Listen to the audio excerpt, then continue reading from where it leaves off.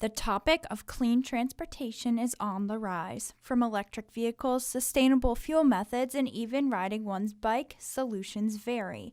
Clean transportation essentially is the broad topic of finding new methods of travel that either lower, mitigate, or completely cut greenhouse gas emissions. But what does this mean, and how is it possible for the North Country? Clarkson civil and environmental engineering professor Eric Backus focuses not only his lessons on the topic of clean transportation, but also his research. Almost every single manufacturer has some sort of hybrid vehicle. So when you start considering a vehicle future, and I'm thinking about that for my next vehicle, what would be the right thing to get out of a pure, internal combustion engine vehicle? But there's also things, like I said, if there's alternate ways to get to work other than getting in a vehicle, is there a bike route? Is there alternates like that? But you're also starting to realize that part of that is having an infrastructure system that supports that. So a lot of my actual very detailed work is in how do we build roadways? How do we build streetscape? How do we build the things in place in a rural setting in these more smaller towns and small metropolis of places like Watertown that have those type of alternate ways you can get there, so you don't have to get in a car and feel safe to get there.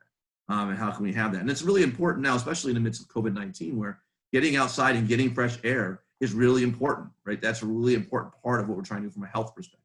So what are some clean transportation solutions or technologies that you're currently seeing that are on the rise? Well, certainly one of the big ones is the rise of first hybrids, but now even fully electric vehicles.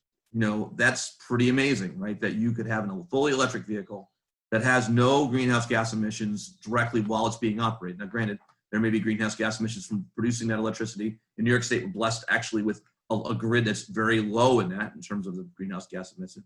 But certainly vehicle electrification, having electric vehicles that are able to operate. And that's not going to be everything for cleaner transportation, but it's a significant part of it.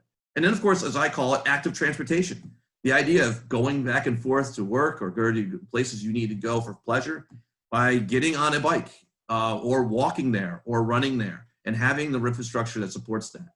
And the benefits of clean transportation? Sometimes they can reduce costs. If we aren't spending money on a big vehicle that parks most of the day or things of that nature, there can be reductions not only in the immediate terms in terms of budget, but also longer term life cycle costs. So those are definitely some benefits of a more robust clean transportation system for the North Country. It certainly addresses this thing called climate change. And I think here in the North Country, we are seeing significant effects of climate change, whether it be flooding along the St. Lawrence River, which we all talk about here in the North Country, or it be less snowfall in the winter. So it's impacting operations, for instance, at Whiteface Mountain. Next week, Backus with Clarkson University will lead an online community discussion regarding concerns, hopes, and questions towards clean transportation in rural New York State.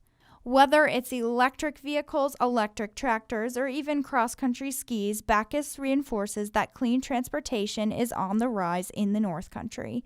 For ABC 50 Now, I'm Isabella Colello.